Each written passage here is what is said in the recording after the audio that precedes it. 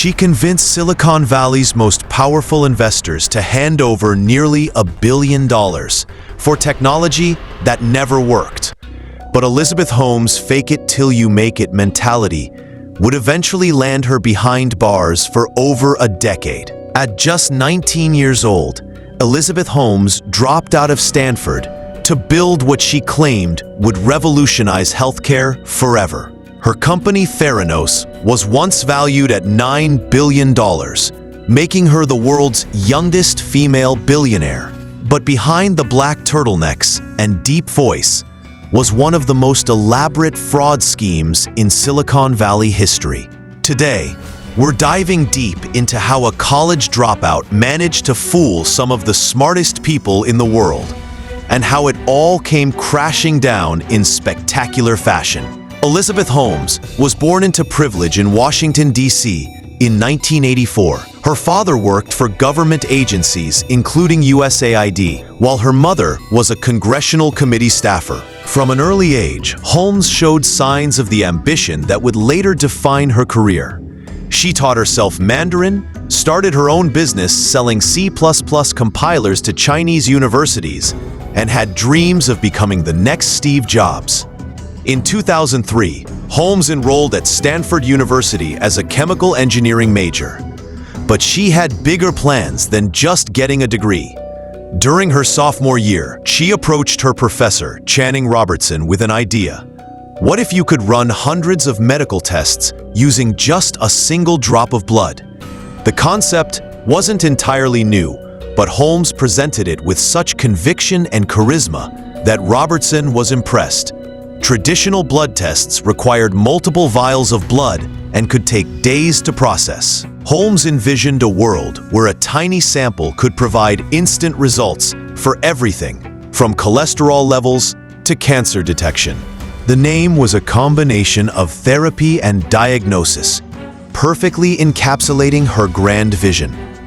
Holmes wasn't just selling a product, she was selling a dream. She painted a picture of a future where people could walk into a pharmacy, prick their finger, and get comprehensive health results in minutes. No more invasive blood draws, no more waiting days for results, no more expensive laboratory fees. But here's where the story takes its first dark turn. While Holmes was pitching this revolutionary technology to investors, the actual science behind it barely existed. The Edison machines she claimed could run hundreds of tests were essentially non-functional prototypes that couldn't deliver on their promises. Instead of admitting the technology wasn't ready, Holmes and her team began an elaborate deception. They secretly diluted the tiny blood samples and ran them on traditional machines made by other companies. When even that didn't work properly, they started manipulating test results to appear more accurate than they actually were. Holmes recruited Ramesh Sunny Balwani, who became both her business partner and romantic partner. Together, they created a culture of extreme secrecy at Theranos. Employees were required to sign strict, non-disclosure agreements. Different teams were kept isolated from each other, and anyone who raised concerns about the technology was quickly silenced or fired. The company's board reads like a who's who of American power.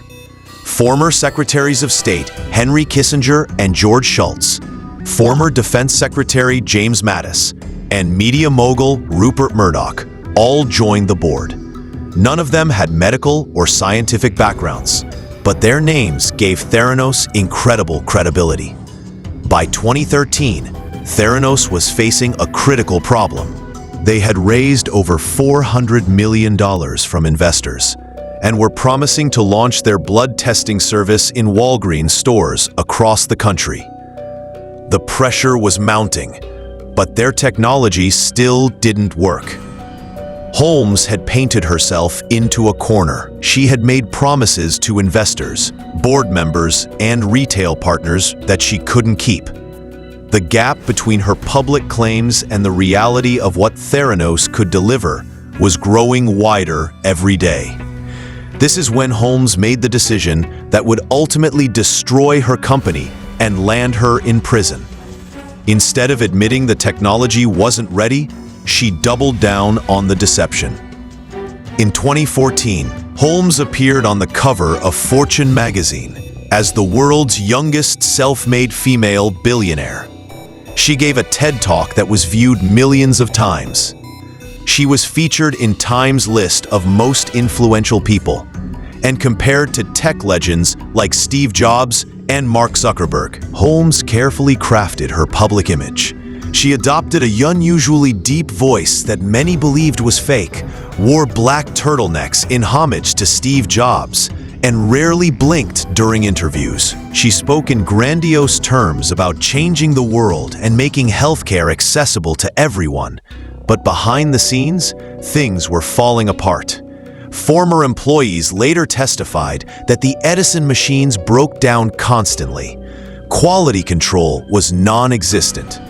Test results were so unreliable that patients were receiving false positives for serious conditions like HIV. The first cracks in the facade appeared when employees began speaking out. Tyler Leach Schultz, the grandson of board member George Schultz, worked as a lab associate at Theranos. He witnessed firsthand how test results were being manipulated and raised concerns with his grandfather. Erica Chung, another lab associate, also tried to blow the whistle on the company's practices. Both faced intense pressure and legal threats from Theranos, but they refused to stay quiet. The turning point came when these whistleblowers connected with John Carreyrou, an investigative journalist at the Wall Street Journal. Carreyrou spent months investigating Theranos, speaking with former employees and examining the company's claims. On October 15, 2015, John Carreyrou published his explosive investigation titled "Hot Startup Theranos Has Struggled with Its Blood Test Technology." The article revealed that Theranos was secretly using traditional machines for most of its tests, and that its proprietary technology could only perform a small number of tests. Holmes immediately went into damage control mode. She appeared on multiple television shows, denying the allegations and attacking the credibility of the Wall Street Journal. She claimed that Carreyrou's sources were disgruntled former employees with axes to grind. But the damage was done. More whistleblowers came forward. Regulators began investigating, and investors started asking tough questions. Within months, Theranos was banned from operating its labs. Holmes was barred from running a lab company for 2 years, and the company's value plummeted from $9 billion to essentially zero. In 2018, Holmes and Balwani were charged with massive fraud. The indictment alleged that they had knowingly misled investors, doctors, and patients about their blood testing technology. They were accused of raising more than $700 million through false claims and putting patients at risk with inaccurate test results. The trial began in 2021 and lasted for months. Prosecutors painted Holmes as a manipulative leader who put profits over patient safety. They presented evidence of internal emails where Holmes and her team discussed covering up problems with their technology. Holmes' defense team tried a different strategy. They argued that she was manipulated and abused by Balwani and that she genuinely believed in her technology. They portrayed her as a young entrepreneur who was in over her head rather than a criminal mastermind. On January 3, 2022, Elizabeth Holmes was convicted on 4 counts of fraud. She was sentenced to over 11 years in prison and ordered to pay $452 million in restitution. In May 2023, she began serving her sentence at a minimum security prison in Texas. The rise and fall of Elizabeth Holmes represents one of the most spectacular failures in Silicon Valley history. Her story serves as a cautionary tale about the dangers of prioritizing hype over substance, of valuing charisma over competence, and of allowing ambition to override ethics. Holmes managed to fool some of the most sophisticated investors in the world, but she couldn't fool biology. No amount of marketing genius or media manipulation could make her technology work. In the end, reality caught up with the fantasy she had created. The Theranos scandal has had lasting impacts on Silicon Valley culture. Investors are now more skeptical of healthcare startups making bold claims. The phrase, "fake it till you make it," has become more controversial, and regulatory agencies are paying closer attention to companies that make medical claims without proper validation. Holmes is currently serving her sentence and will likely be released in the early 2030s. Theranos officially dissolved in 2018, and its remaining assets were sold to pay creditors.